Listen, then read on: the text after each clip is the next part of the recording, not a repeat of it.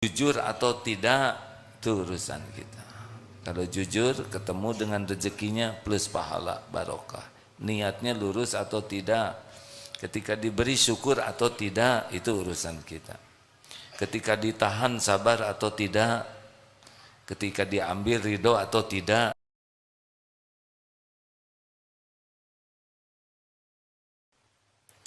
Waktu kita di rahim ibu, kita tidak berpikir apapun karena otak kita juga belum jadi, tetapi semua keperluan kita datang tepat pada waktunya.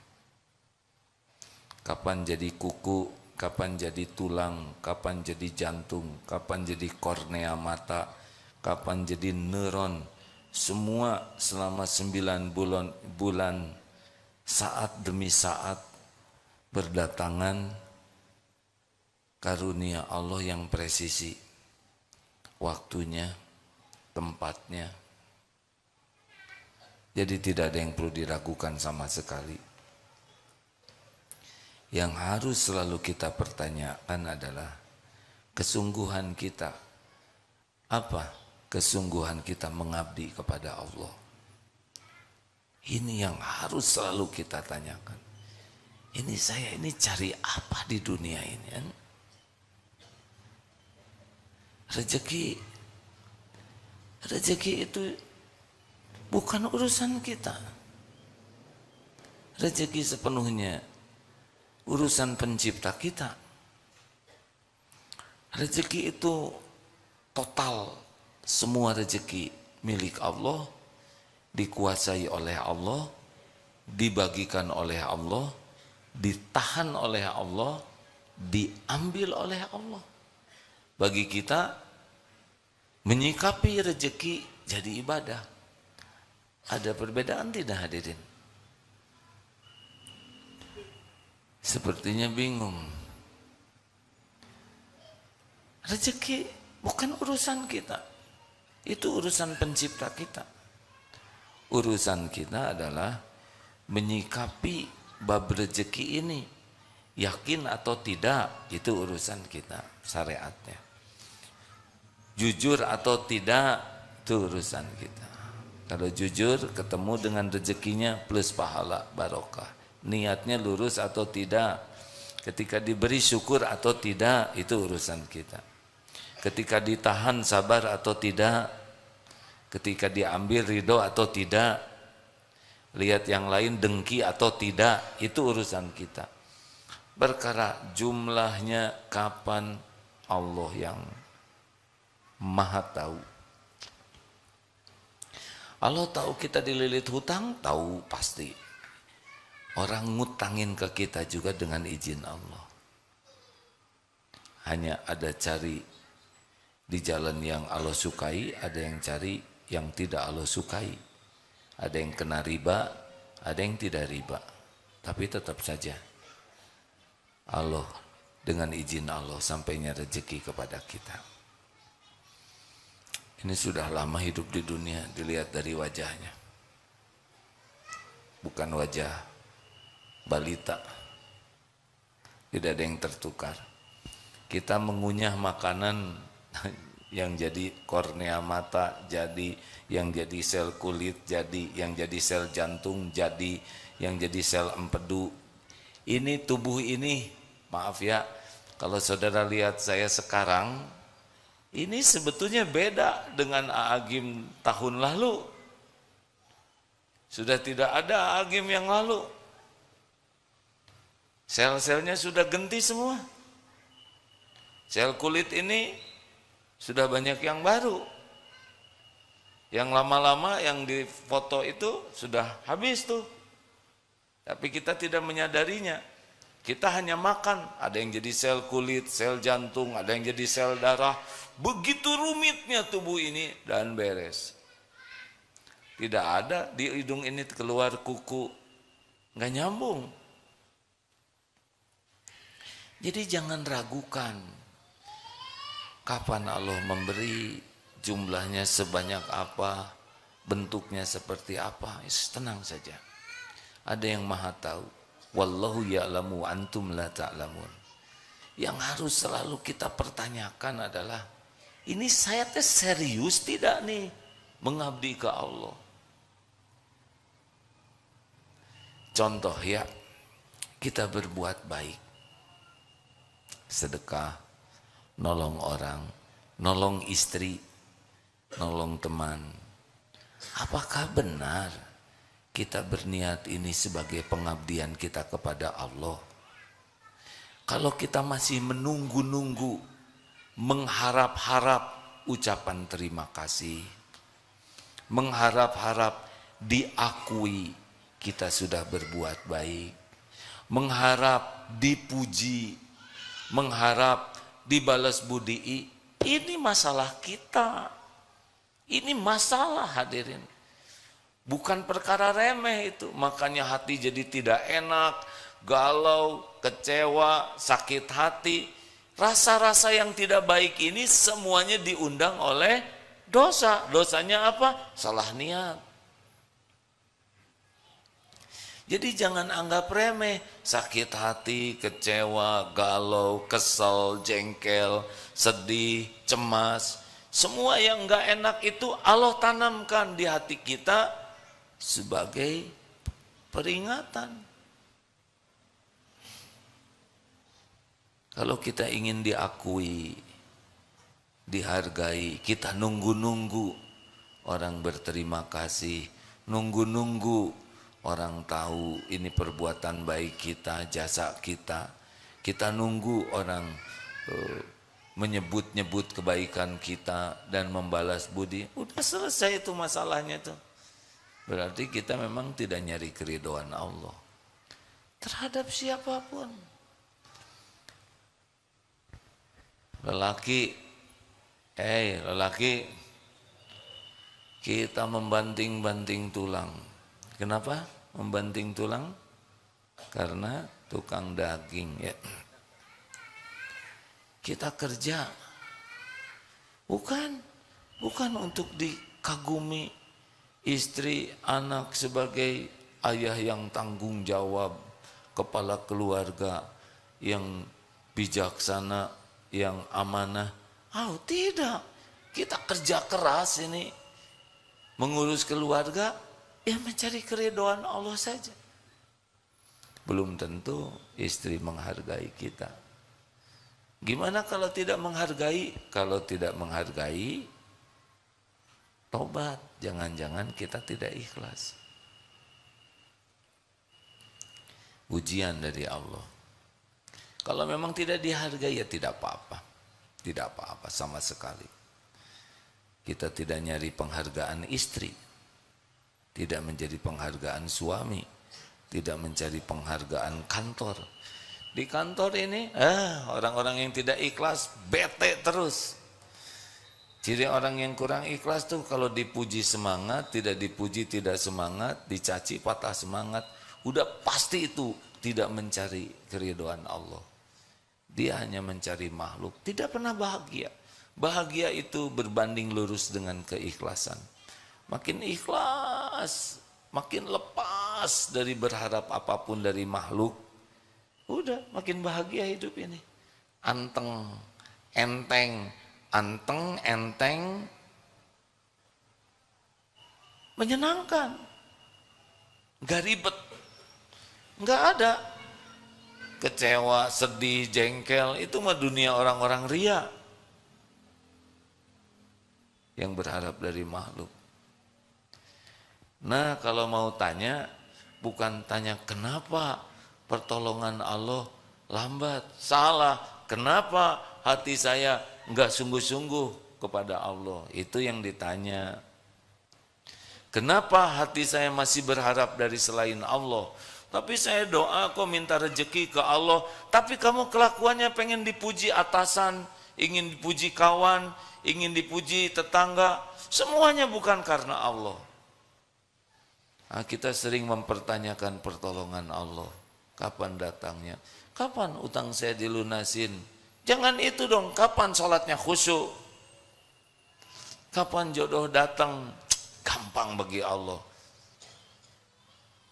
Kapan saya benar-benar menuhankan Allah? Jadi harus selalu tanya ke diri itu. Dan Allah tahu pikiran kita, hati kita. Allah tahu. Wa huwa alimum bidati sudur. Apa yang sembunyikan di dalam dada ini. Jadi jangan suka mempertanyakan, kok Allah lambat menolong saya? Enggak mungkin lambat. Kalau lambat dikasih napas kita udah ngejongkeng dari kemarin. Kalau Allah lambat nolong kita, jantung kita tidak didetakkan aja oleh Allah udah ngusek, benar?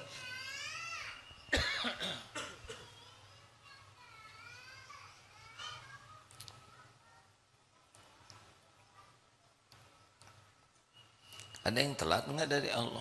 Coba telat oleh Allah, diperlambat, delay antara pendengaran dan proses otak kita. Misal Allah tidak nolong nih ya, telat kita tuh. Mengerti, lama prosesnya tuh. Baru ketika di jalan, mengerti. Bahaya kan? Nah ketawanya, misalkan proses ketawanya telat. Mata melihat, telinga mendengar, itu lucu, di prosesnya tuh dilambatin. Lucu, lucu, sampai di otak kamu harus senyum. Terus perintahnya teh tidak kompak. Mata, suara,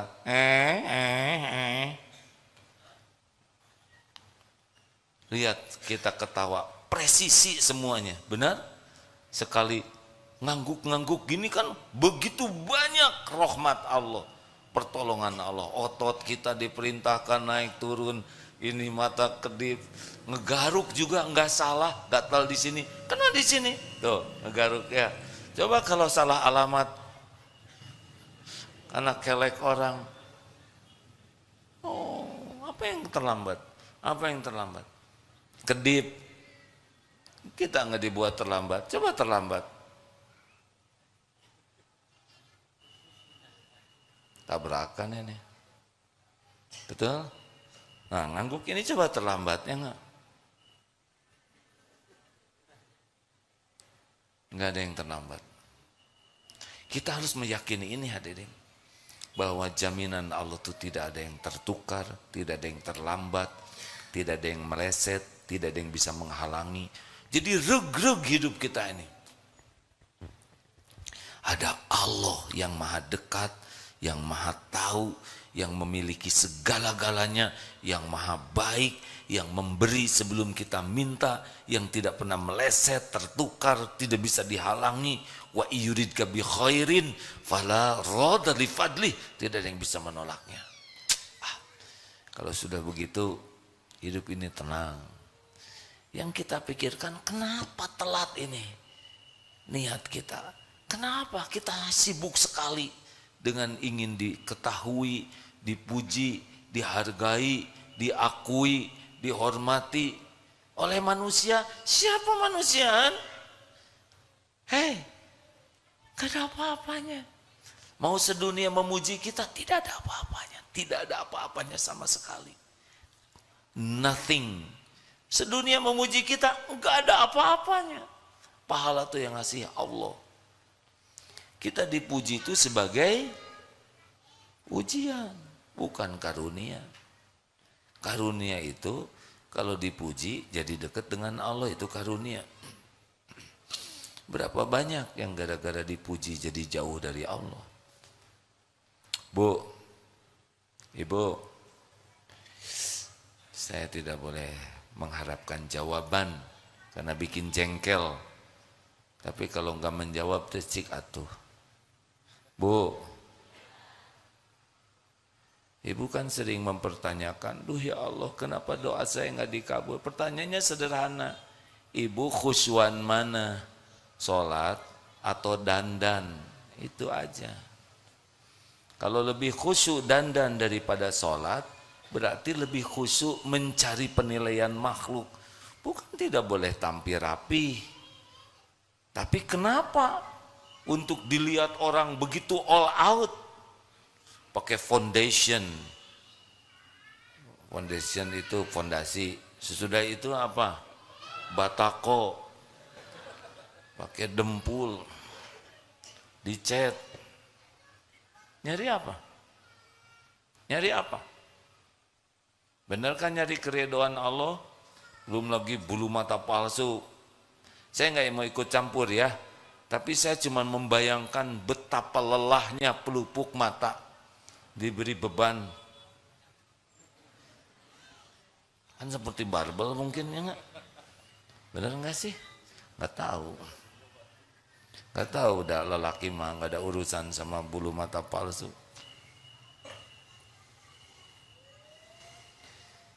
Ayo, ini yang pertama pertanyaannya. Nyari apa? Nyari apa dari semua aktivitas hidup ini? Kerja mah nggak usah mikirkan karir, nggak akan kemana-mana karir itu. Kerja saja, bagaimana kerja dicatatkan oleh Allah jadi amal soleh. Tujuannya apa sih hidup ini? Kalau tujuannya jelas, saya tujuan hidup ini ingin bahagia. Bahagia itu cuma dua, iman dan amal soleh. Jadikan setiap aktivitas kita nambah iman dan setiap kegiatan kita jadi amal soleh. Udah, perkara yang lain-lain ngikut kok, nggak akan kemana-mana. Kalau kita benar-benar yakin ke Allah dan terus makin yakin dan semuanya kita niatkan, ya Allah hanya untuk-Mu. Iyyaka na'budu wa iyyaka nasta'in. Saya persembahkan semua ini hanya Engkau ya Allah. Saya ini hamba-Mu, hanya Engkau Tuhan saya. Saya lakukan ini semata agar Engkau ridho. Udah nggak ada lagi yang lain. Baik ke istri, ke anak, berbuat baik ke orang tua, berbuat baik ke tetangga, berbuat baik ke yang berbuat nggak bagus ke kita, lakukan weh terus. Dan nggak ada tuh kita mikirkan ingin diketahui, kan udah puas Allah udah tahu, bener? Kenapa harus pengen diketahui orang? Apa nggak puas Allah mengetahui segala-galanya? Wallahu khabirum bima ta'malun. Allah maha melihat apapun yang kau kerjakan. Tidak ada satupun yang lepas dari penglihatan Allah. Orang mau tahu mau tidak tahu ya nggak ada masalah. Tapi kenapa kita harus ngabsen? Ini mah bukan urusan keikhlasan. Absensi itu urusan kepatuhan kepada aturan. Seperti bayar. Saya bayarnya rahasia. Nanti disangka belum bayar jadi masalah baru, benar? Jadi urusan dunia kita lakukan karena memang kepatutannya begitu. Tapi kita niatkan ibadah. Ini pertanyaan pertama dan utama dalam hidup ini. Saya tuh mau ngapain ini? Ini saya dakwah nih apa nih? Nyari apa? Nyari kekaguman, nyari agar diakui, keilmuan, kesolehan. Itu pengkhianatan kepada Allah. Ya sudah, Allah nitipkan ilmu, sampaikan tanpa harus merasa diri sudah menjadi ahlinya, sambil berusaha mengamalkannya. Tanya niat ini, kalau merasa kenapa pertolongan Allah kok lambat, tanya niatnya. Tahajud niatnya apa? Saya niat tahajud supaya lunas utang. Bagus tidak? Hai, terserah mau jawab, mau enggak, itu amal masing-masing. Mau diam aja sok mangga, mau ngejawab demi membahagiakan yang nanya, itu pahalanya buat saudara-saudara. Kelihatan ada jengkel, kurang ikhlas hadirin yang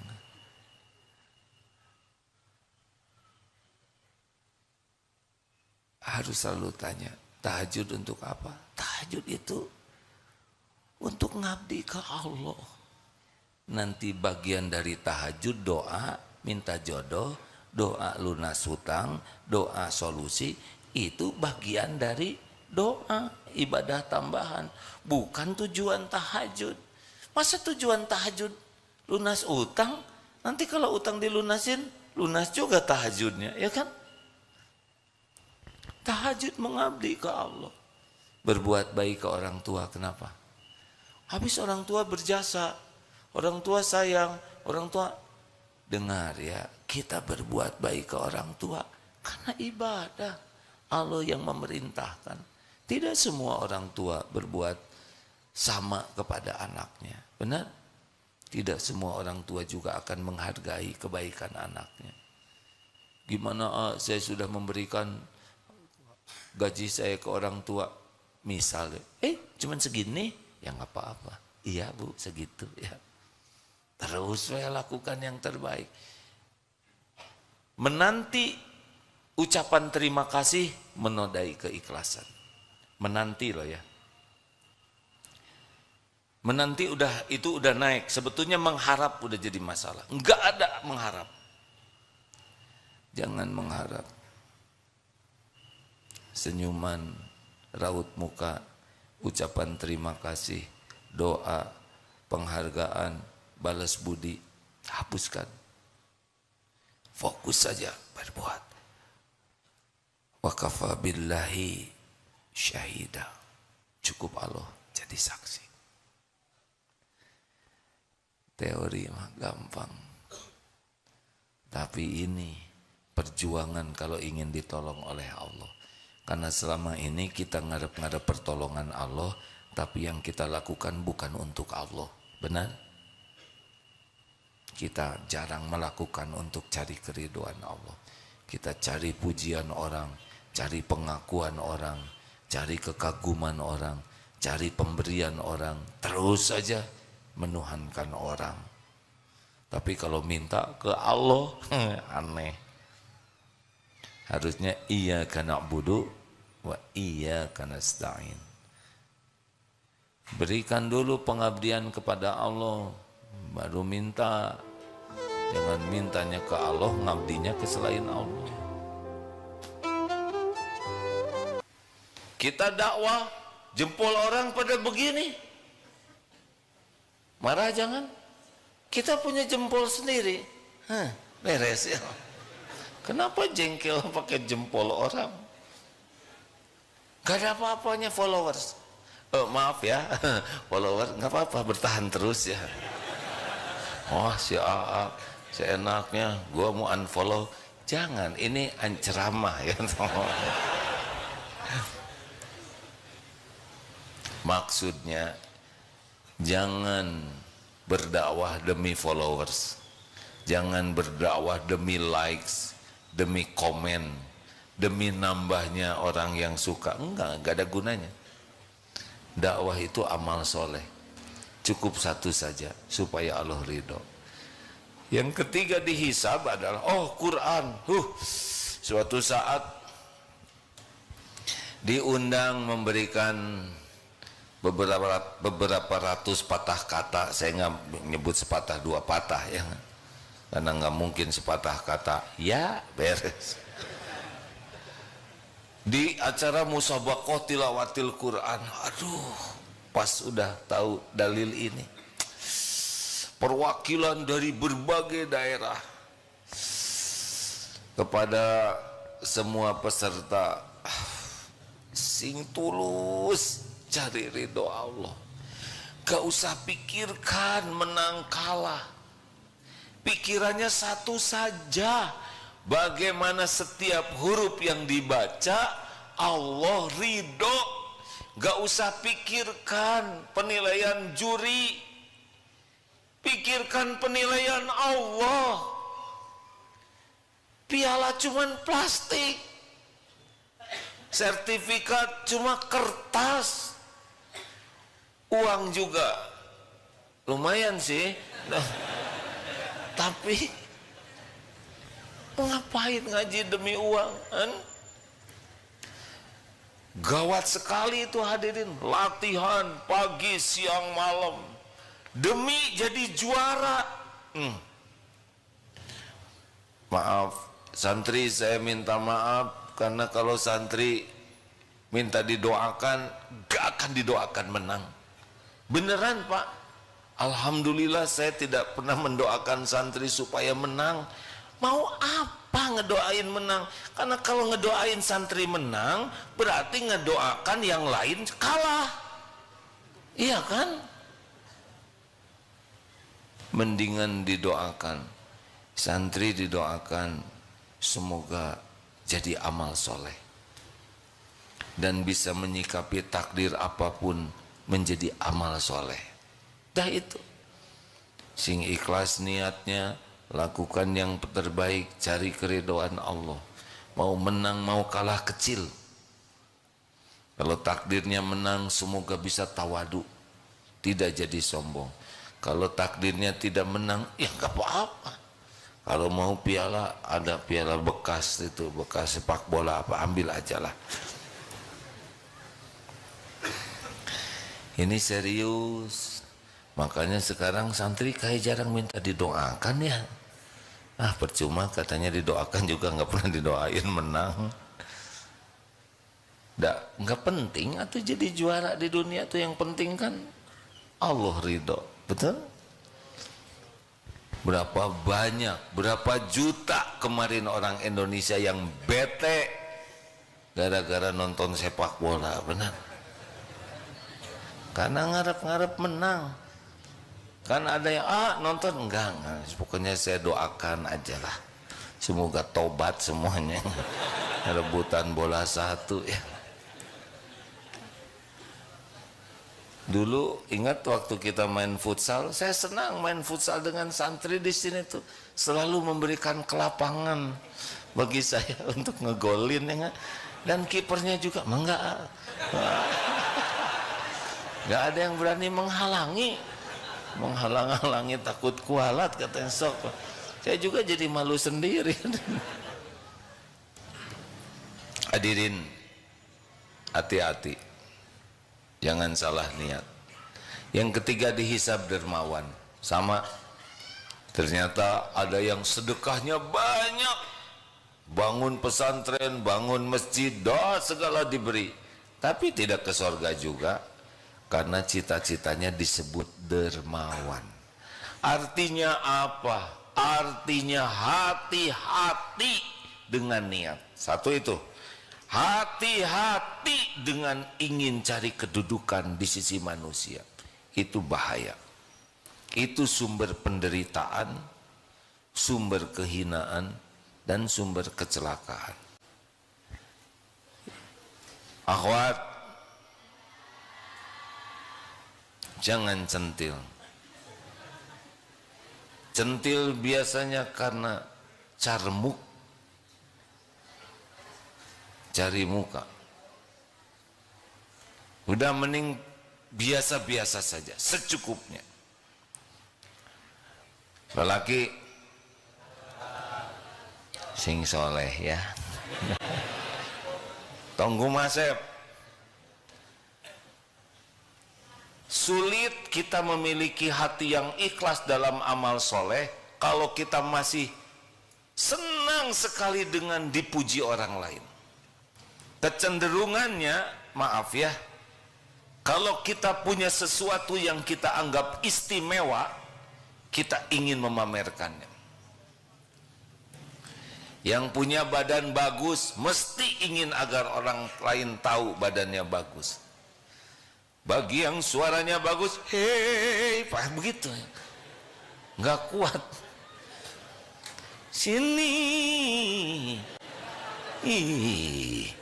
jadi horor begini. Oh iya, yang hidungnya mancung pasti pengen dipotret dari pinggir terus. Apapun yang dianggap istimewa, kecenderungannya ingin dipamerkan supaya orang lain memujinya. Ada yang ingin dipuji karena fisik, ada yang ingin dipuji karena kepintaran, keilmuannya, daya ingatnya, pengalamannya, ada yang ingin dipuji karena gelarnya, pangkatnya, jabatannya, rata-rata casing yang ingin dipamerkan. Dan makin dipuji makin mabok, bukan mabok, Mabok juga. Edik apa? Ketagihan. Nanti segala dia lakukan agar orang memuji dia. Ada yang ingin kelihatan jagoan, segala dihantam, lihat bata jebret. Begitulah manusia yang sibuk dengan pujian manusia. Apa aja dia lakukan. Ada yang ingin kelihatan cincin, ya, bagaimana yang mulia. Begitulah hadirin. Sudah hadirin, jangan mikir kemana-mana. Bagaimana kita ini? Bolehkah kita punya dunia?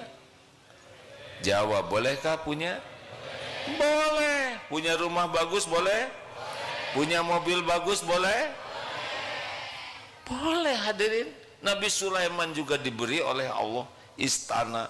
Para sahabat juga banyak yang diberi oleh Allah. Dari 4 khulafaur rasyidin,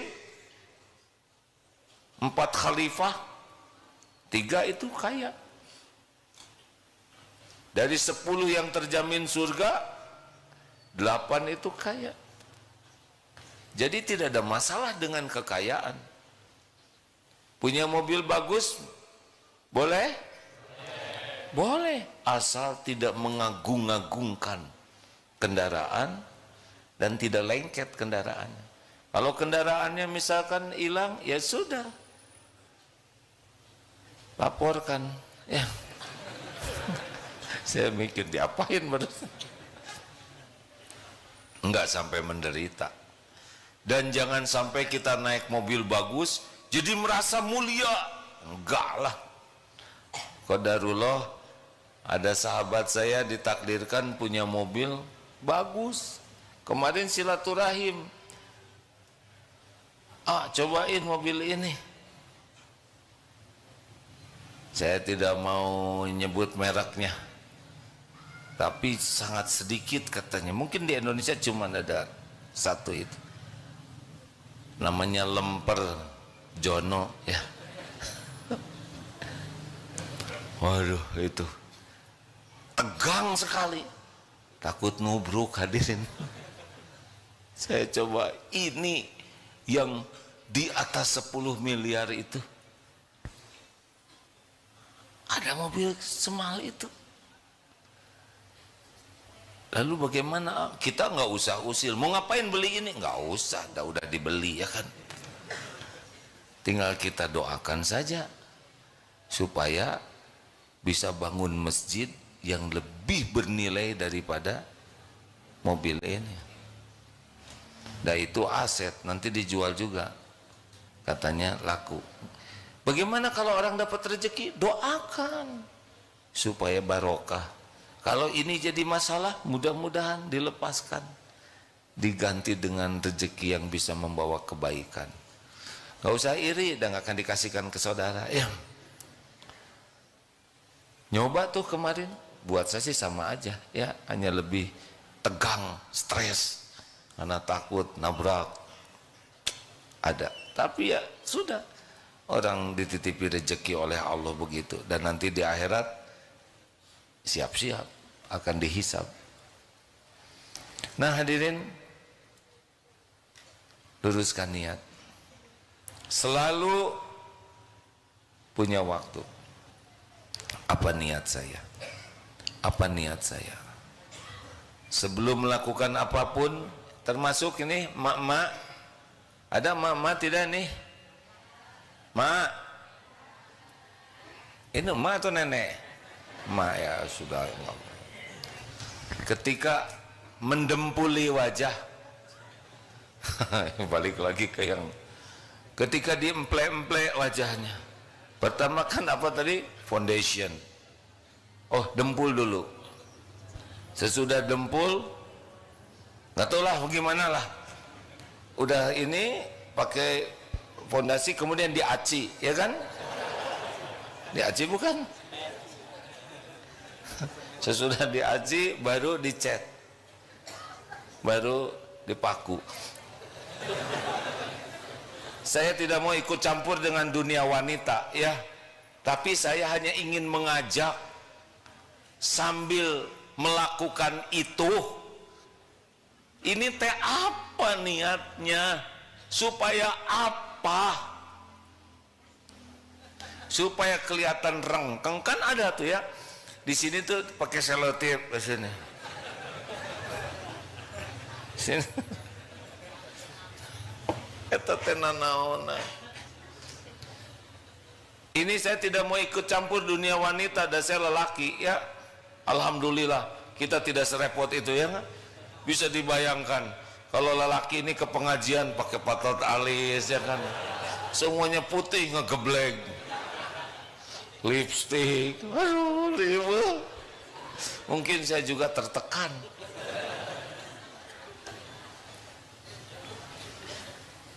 Yang wajar saja. Tanya, ini teh untuk dipuji siapa? Biasanya ingin kelihatan lebih dari kenyataan, benar? Ingin kelihatan lebih putih, cemerlang, transparan. Ingin glowing, mengkilat. Ingin bowling. Ingin kelihatan awet muda, tidak ada kerut-kerutan, ingin wajahnya seperti pantat bayi katanya. Mau ngapain? Capek bu, ibu, capek centil teh, just the way you are. Bukan tidak boleh, sok aja lah, itu urusan masing-masing. Cuma saya mengajak, tanya niatnya apa, gitu aja lah. Nah itu mah terserah ya, saya mau nggak ikut campur dah wajah-wajah masing-masing, dempul yang beli juga sendiri, gitu aja. Kalau benarkah ini nyari keridhaan Allah, kalau hati sudah ikhlas, nggak capek. Tapi kalau cari pujian orang, pasti capek, pasti gelisah, ingin sempurna, capek itu, capek hadirin. Salah satu yang membuat hidup ini lelah adalah sibuk mencari penilaian makhluk, ingin dinilai lebih dari kenyataan, ingin dianggap lebih dari kenyataan. Capek, capek. Udahlah, sewajar-wajarnya aja yang proporsional. Betul? Rasakan tenangnya, Bu, Ibu. Nggak usah takut jadi tua. Kenapa? Kenapa? Karena udah jadi. Terima jadi tua, kita nggak mungkin kayak anak SMP terus. Walaupun ibu memaksakan diri terus pakai seragam SMP, saya kira nggak akan ada yang percaya, benar. Terima kenyataan, beruban, makin keriput, ya kan? Enjoy, dinikmati. Tubuh ini milik Allah, sesuka Allah mau diapain aja, yang penting jadi amal soleh. Dirawat boleh, boleh. Pergi ke salon mangga silahkan, tapi diniatkan merawat tubuh titipan Allah. Udah, nggak usah takut. Mengerti Om? Kalau tiap rambut uban tumbuh satu dicabut, lama-lama pasti gundul, karena dicabut terus. Udah nikmati aja. Boleh mau dicat sok silakan dicat, asal jangan warna hitam. Saya mau dicat bronze, nanti sudah disumbang lagi oleh orang lain. Nggak usah ribet hidup mah. Ini lelaki yang rambutnya bagus, hati-hati, itu teh rada memperbudak ya. Ya saya ingat zaman remaja dulu, astagfirullah, nggak akan saya ceritakan. Astagfirullah, astagfirullah. Dulu belum sampai ilmunya. Tahun 80-an itu saya tamat SMA 81, masuk 79. Zaman John Travolta dan Bruce Lee waktu itu. Astagfirullah, nggak cerita. Jadi susah niru John Travolta tuh hadirin, karena kan John Travolta ikal, yang kasihan yang lurus. Dia pergi ke salon, tapi salon mahal, Akhirnya cari yang siapa yang bisa bikin keriting. Tahu-tahu kekecilan keritingnya. Jadi kecil banget. Jadi tiap hari ngebetotin aja semuanya. Stres. Demi apa? Demi dinilai manusia. Kita jangan menilai orang lain ya. Karena kita tidak tahu apa niatnya orang. Tapi buat sendiri, pikirkan. Tidak usah segala ingin diketahui orang. Pengalaman kita tidak usah. Mau apa? Yang ngasih pahala siapa? Yang ngasih rezeki siapa? Kalau Allah tidak ngasih, dapat tidak kita? Orang sedunia muji, tapi Allah tidak suka, untung atau rugi? Ingat baik-baik ya. Wa ma bikum min ni'matin fa minallah. Ma asabaka min hasanatin fa minallah. Kebaikan apapun datangnya dari Allah, nikmat apapun milik Allah, Allah yang membagikan. Jadi berharap dari pertemuan ini, ayo luangkan waktu sebentar saja untuk nanya, apa sih niat saya ini? Gitu.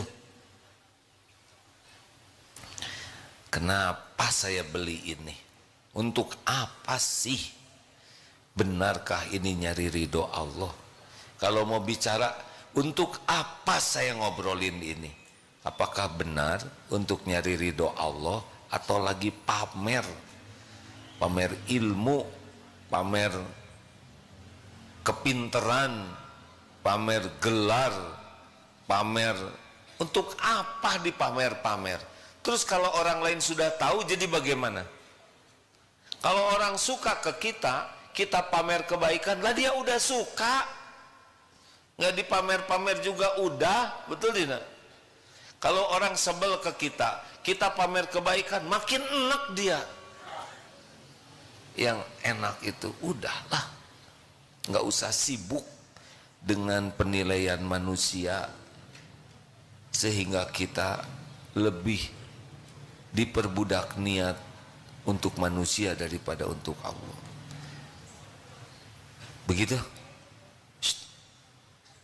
Termasuk orang yang paling dekat, jangan berharap.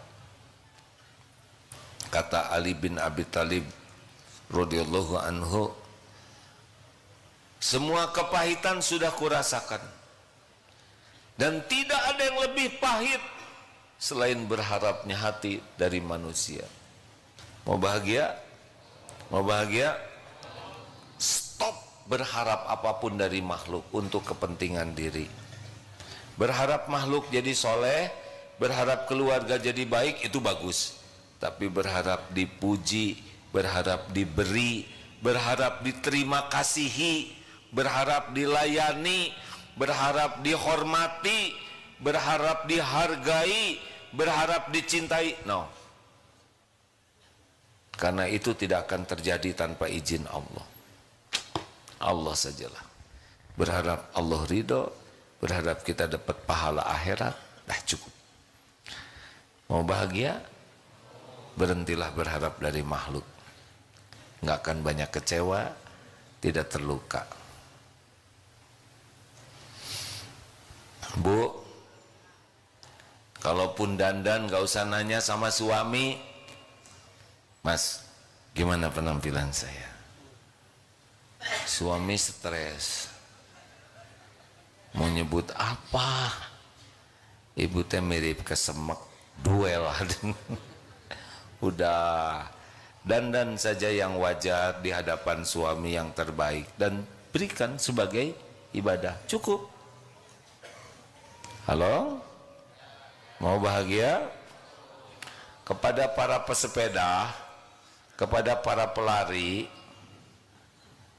ini teman-teman, cobalah kalau nanti berpakaian, tanya, kenapa pakaiannya yang ini? Jadi kayak lepet. Tahu lepet?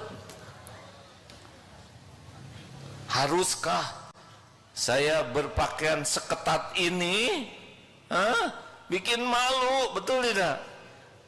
Saya tidak mengerti. Padahal dia baru bersepedanya juga. Tapi pakaiannya lebih bagus dari atlet. 2 belokan sudah muntah. Hati-hati hei teman-teman, jangan-jangan lagi bersepeda mati kita di jalan. Kalau takdirnya mati, malu penampilan kita, benar? Penampilan yang wajar saja, nggak usah memaksakan diri. Pakai kacamata, ternyata terlalu hitam, jadi nabrak, udah yang benar aja. Bukan tidak boleh, awas jangan menilai orang lain ya. Ini buat diri sendiri aja. Saya juga kalau mau bersepeda, haruskah saya pakai seragam yang serba ngetet? Saya kan bukan atlet. Dan atlet juga yang penting kan ngebosehnya, bukan seragamnya, ya kan? Mau helm sebagus apapun, tetap perkara lutut ya. Sudahlah, jangan menilai orang lain. Mama, ini pemirsa, ini lagi musim lari nih. Saya akan menyampaikan hati-hati. Wanita menutup aurat tidak cukup hanya menutup rambutnya, tapi juga pakaiannya. Nggak usah dibayangkan bapak-bapak, sing longgar. Saya tidak mengatakan lari seperti pakai karung, begitu tidak ya. Tapi pakai legging itu kan jadi pakaian selam. Udah gitu nggak usah dibayangkan. Jadi saya ngebayangin sendiri ini. Astagfirullahaladzim. Kalau dijelaskan saudara ngebayangin, saya yang punya dosa ya. Maksudnya malu lah, ya kan? Punya badan tutupi, bisa lari pakai training, ya kan? Tidak usah memaksakan diri sehingga orang yang lihatnya juga jadi dosa. Sepanjang jalan dia lari juga menebar dosa. Mau apa? Orang muji juga. Dan punten ya, kalau sudah tambah umur kan jadi sudah rada beda ya. Dah, begitu aja lah. Ini serius. Kenapa sih memaksakan pakai seragam yang bikin malu begitu? Pasti pengen dipuji orang. Karena lari tidak harus pakai pakaian itu juga bisa. Saya mohon maaf kalau banyak yang tersinggung. Yang berjilbab usahakan tidak hanya ikut-ikutan, tapi tahu ilmunya. Tidak boleh ketat. Tidak benar itu ketat yang membentuk tuh. Jangan menyerupai lelaki pakaiannya, dan jangan transparan. Belajarlah supaya berjilbabnya jadi amal soleh. Kalau kenapa pakai sorban? Atuh biarin, ini sorban saya. Ceritanya sih menghormati majelis ilmu. Dan nggak sopan. Sekarang saya ceramah pakai singlet, pakai kaos kaki sepak bola, kan menjadi masalah, benar? Dan pakai sorban belum tentu dihargai. Ada yang kenapa itu kiai penceramah pakai perban? Ada yang gitu. Ya udahlah, nggak apa-apa. Ada yang ini seperti pangeran di Ponorogo. Ada ya sudahlah, terserah aja. Ada juga yang ini niru Ajimi, kata terbalik. Ya udahlah, udah. Ya udah, nggak apa-apa. Oh, beliau sudah wafat. Allahumma gfir lahu warhamhu wa'afihi wa'fu anhu. Pernah datang ke sini Ajimi dulu, minta izin boleh nggak mirip? Ya sudahlah, sok aja, gampang. Demikian sahabatku yang baik, luangkan waktu untuk nanya ke hati apa niatnya. Tahan aja sedikit, seperti menulis paket, pasti nulis alamat dulu, benar? Niat itu alamat, salah niat, salah alamat. Tadi sudah disampaikan, yang salah alamat fatal. Dan belajar melepaskan diri dari berharap kepada makhluk. Rasakan tenang hidup ini, gak banyak gelisah, tidak banyak terluka. sekalipun terhadap orang yang terdekat, suami, istri, anak. Sebisa mungkin nih kalau kita jadi orang tua, jangan nyuruh anak. Nanti anak malas, kita jadi kecewa, benar? Ada seorang ibu-ibu, jadi nambah dikit. Tidak mau ibu ini menyuruh anaknya. Takut anaknya kelihatan tidak suka dan ibu jadi jengkel, lalu mengeluarkan kemarahannya jadi petaka untuk anaknya. Ini luar biasa perkataan ibu. Ibu, kenapa ibu jarang nyuruh anak? Enggak, biar aja. Takut nanti anaknya tidak ridho melakukannya, jadi dosa buat anak, kemudian saya melihatnya jadi marah, dan kemarahan saya bisa fatal untuk anak saya. Dah, saya mengurangi sampai begitunya. Minimalisir sampai sekecil mungkin berharap dari makhluk. Terima kasih rekan-rekan sekalian. Bismillah, silakan bagi yang akan berinfaklah ya, tidak akan berkurang harta dengan berinfak. Ini minta doakan Fauzan, sedang sakit, perutnya bengkak dan kalau makan engap. Ini santri di Serua. Insya Allah semoga dengan doa kita Allah mengabulkan, beliau diberikan kesembuhan. Amin ya Allah ya Rabbal Alamin ya Rabbana bil ba'sya wasyfihu anta syafi la syifaan illa sifa'uk syifaan la yuqadiru saqama. Amin ya Allah ya Rabbal Alamin.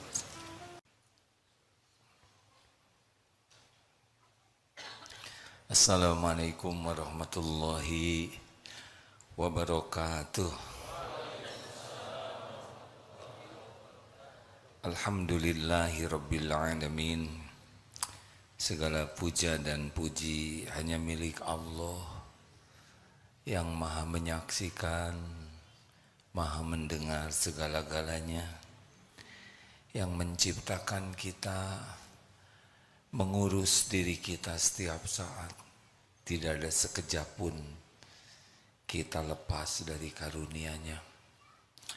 Segala puji bagi Allah yang menciptakan kita jadi manusia, tidak jadi kuman, tidak jadi pohon, tidak jadi hewan. Segala puji bagi Allah yang maha baik, yang memberi hidayah kita jadi seorang muslim dikala sebagian besar manusia tidak beriman. Segala puji bagi Allah yang memberikan kepada kita kemudahan untuk ibadah. Berapa banyak umat Islam yang sulit ibadah, masjid jauh, majelis ilmu jauh. Segala puji bagi Allah yang membimbing kita datang ke majelis ilmu. Banyak saudara kita pada saat yang sama ini sedang lupa kepada Allah. Saat yang sama tidak semua orang mendapat kesempatan belajar. Padahal diberikan ilmu adalah salah satu nikmat yang sangat besar. Karena ilmu adalah pupuk iman, ilmu adalah pemandu amal. Kalau tidak diberi ilmu, sulit iman meningkat, sulit beramal. Segala puji bagi Allah yang menutupi aib dan dosa kita. Walaupun Allah menyaksikan apapun yang kita lakukan, tapi Allah menutup-nutupinya. Sehingga orang-orang menyangka kita ini orang soleh. Padahal Allah tahu semua yang tersembunyi.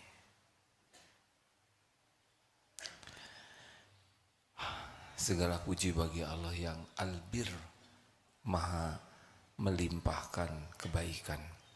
Allahumma sholli ala sayyidina Muhammad wa ala alihi wa ashabihi ajma'in. Hadirin sekalian, kali ini kita mengkaji dengan segala keterbatasan tentang al-bir, Allah yang maha melimpahkan kebaikan. Mengapa orang cemas menghadapi masa depan? Karena dia belum bisa melihat jaminan Allah, kebaikan Allah kepada dirinya. Mengapa ada yang takut tidak kebagian rezeki? Kenapa ada yang takut dengan ini dan itu? Karena dia jarang menafakuri kebaikan Allah pada dirinya. Kalau orang mengenal Allah yang maha baik dan albir yang maha melimpahkan kebaikan, bakal beda hidupnya. Kita bakal lebih tenang menghadapi hidup ini. Karena ada Allah. Di dalam surat At-Tur ayat 28. A'udzubillahi minasyaitonirrajim. Inna kunna min qablu nad'uuhu innahu huwal barrur rahim. Sesungguhnya kami dahulu menyembahnya, sesungguhnya dialah yang melimpahkan, maha melimpahkan kebaikan, al-bir dan ar-rahim yang maha penyayang. Jadi hadirin sekalian, kalau kita sering bertafakur tentang kebaikan Allah kepada kita, pasti beda hidup ini. Pasti beda. Kita akan menjadi tenang, tidak cemas dengan dunia ini. Kita akan lebih nyaman, tidak ribet, dan kita tidak akan fokus berbuat jelek. Karena kita tahu Allah maha baik, senantiasa berbuat baik, dan jamin akan memberikan yang terbaik. Jadi enak sekali hidup kita ini. Bagi orang beriman tuh enak. Tidak cemas tentang rezeki, tentang takdir yang belum terjadi. Karena tahu ada Allah yang maha baik. Dan kebaikan Allah kepada kita itu Masya Allah. Seperti yang tadi di pembukaan. Lihat sekarang. Begitu banyak makhluk. Allah ciptakan kita jadi manusia. Kalau kambing kemarin mungkin udahan. Kita lagi dikasih makan, persiapan tahun depan, ya Idul Kurban. Kalau kita jadi kucing, beda lagi. Kalau kita jadi nyamuk, lebih stres. Cari makan terancam jiwanya. Sedang makan berapa banyak nyamuk yang wafat. Ketika makan, selesai makan dikejar-kejar. Dan di teploknya juga kan, kalau kita nyamuk, mungkin tangan ini sebesar masjid ini, betul tidak? Jadi kalau lihat nyamuk, alhamdulillah ya Allah, saya tidak jadi nyamuk. Jadi manusia saja, kita disempurnakan. Kita beda dengan kambing, dengan monyet. Wajah kita beda, benar? Tangan kita sempurna. Kita bisa melihat beda. Gerakan kita beda. Ini nikmat besar. Kita jalan dengan 2 kaki. Dan tidak berekor. Kalau ada ekor, gimana nyimpennya? Alhamdulillah. Suara kita bagus. Kita bisa mendengar. Kita bisa bicara. Binatang tidak bisa begini. Kita bisa berpakaian. Tidak ada kambing yang berpakaian seperti kita, benar? Pakai jaket, pakai sepatu. Laqad khalaqnal insana fi ahsani taqwim. Syukur jadi manusia. disempurnakan. Sudah jadi manusia ada sekitar 7-8 miliar manusia. Alhamdulillah. Ada yang lebih besar dari nikmat penciptaan. Nikmat diberi hidayah. Katanya hanya 1,8 miliar dari 7 miliar. Selebihnya tidak mengenal Allah. Alhamdulillah kita bisa syahadat. Gimana kalau kita bagian yang tidak kenal Allah? Benar? Makanya kalau lihat kucing, kambing tuh jangan lihat binatang, jangan zolim. Setiap kali kita melihat binatang, kita jadi syukur, kita tidak jadi dia. Sekarang lihat banyak orang, begitu banyak manusia. Di Indonesia sih mayoritas Islam. Tapi coba, di luar negeri, harusnya melihat orang yang belum dapat hidayah, kita bersyukur. Ya Allah, saya bisa syahadat. Yang lain tidak bisa. Jangan kagum sama dunianya. Ini kaya, punya emas kecil, gak ada apa-apanya. Tapi syukur kita diberi yang lebih mahal dari kekayaan dunia, yaitu iman. Betul? Makanya jangan suka kagum-kagum sama dunia yang diberikan kepada orang yang tidak beriman. Kita dikasih sedikit aja, kita dapat yang lebih bernilai daripada dunia. Gak apa-apa. Gak apa-apa. Tenang saja. Yang lain tenang ya. Pertama yang bunyi bukan HP saudara ya.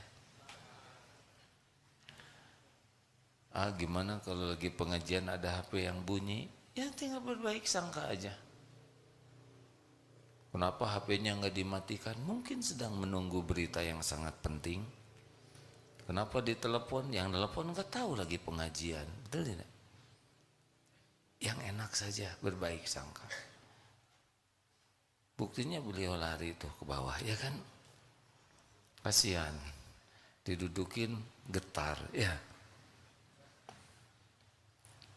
Lanjut. Jangan suka kotor hati kalau ada kejadian begitu. Termasuk lagi sholat. Lagi sholat HP bunyi, kita jengkel. Udah mah nggak tahu yang mana yang bunyi. Mau marah sama siapa? Udahlah, ujian. Tidak tiap sholat ada yang bunyi, betul? Lanjut. Jadi kalau kita keluar negeri, kita jangan cuma terpesona kepada alam yang indah. Tapi, ya Allah, Engkau beri saya hidayah. Ada seorang, kalau tidak salah ini di tengah kota Amerika, nangis. Wanita ini terseduh-seduh. Kenapa coba? Karena dari segitu banyaknya wanita yang lalu lalang, apalagi ini musim panas, hanya beliau wanita ini yang berjilbab. Beliau nangis melihat sebagian wanita yang lewat itu tidak ada yang berjilbab. Bahkan ya begitulah pakaian di musim panas. Ini yang benar. Kita malah cari musim panas karena ingin lihat yang tidak benar.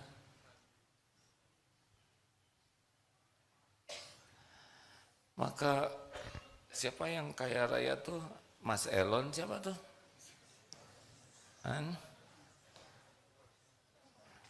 Elon Mas.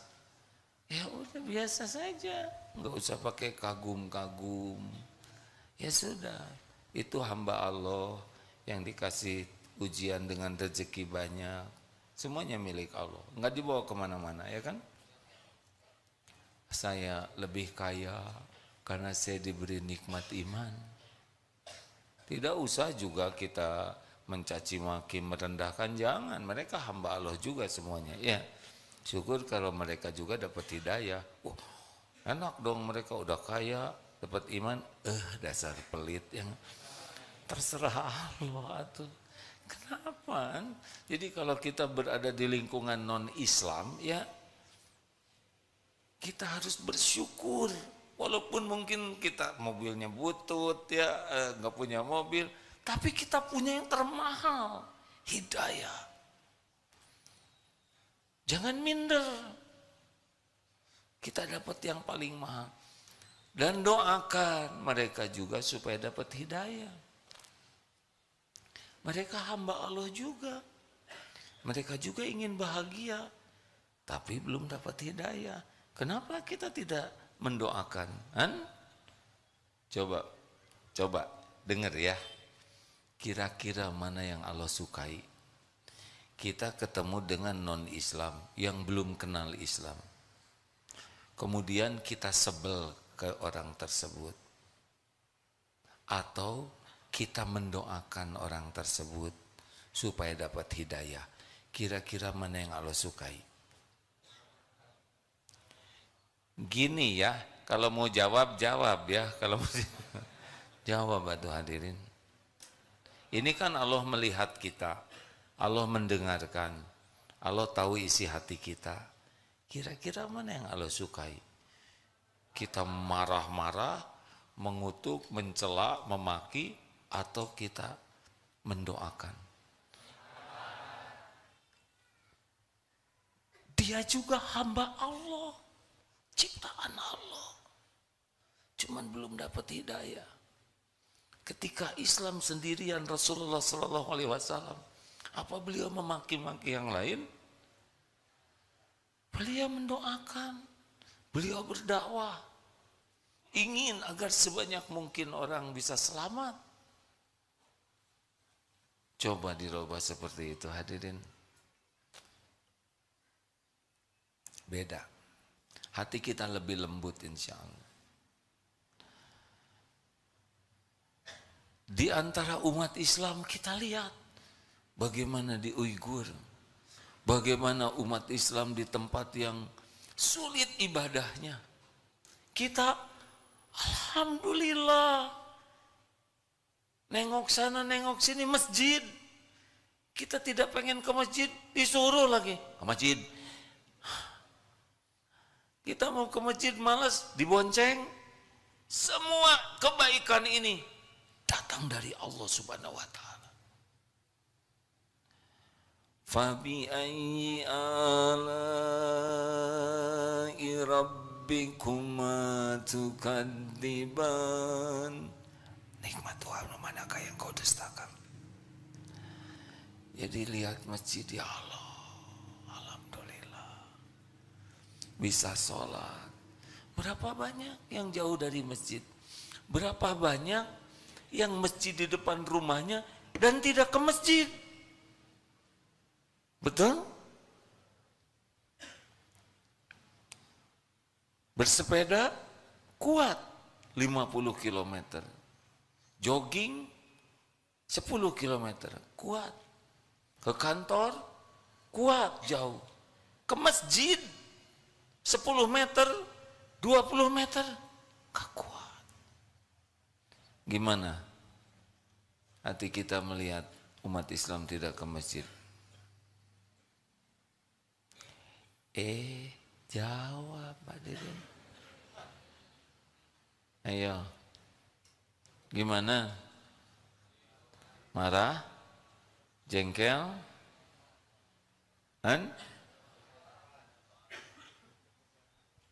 Ajak dengan baik. Dia nggak mau, udah saya ajak 2 kali. Baru 2 kali. Siti Hajar 7 kali. Saya sudah 7 kali. Baru 7 kali. Nggak ada ruginya. 100 kali nggak ada ruginya. Semuanya berpahala. Coba kita ke masjid cuek kepada orang lain. Kita ke masjid menganggap remeh orang yang tidak ke masjid. Yang pertama cuek, terserahlah ke masjid tidak ke masjid. Yang kedua menghina. Yang ketiga menyapa dengan baik, ngajak, walaupun belum mau, didoakan. Tebak yang mana yang Allah sukai? Jawab. Itu yang belum ke masjid saudara kita. Kita bisa ke masjid karena Allah ngasih hidayah, Allah ngasih taufik. Kalau enggak, kita juga enggak ke masjid.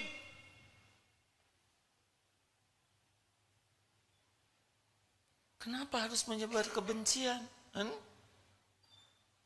Mendingan ajak baik-baik. Doakan. Karena yang menggerakkan itu Allah. Dengan meyakini, aduh saya sudah diberi nikmat, bisa ke masjid, bisa sholat, bisa tahajud. Saya ingin ya Allah hamba-hambamu yang lain juga merasakan nikmat yang sama. Kira-kira Allah senang tidak kita mendoakan hambanya?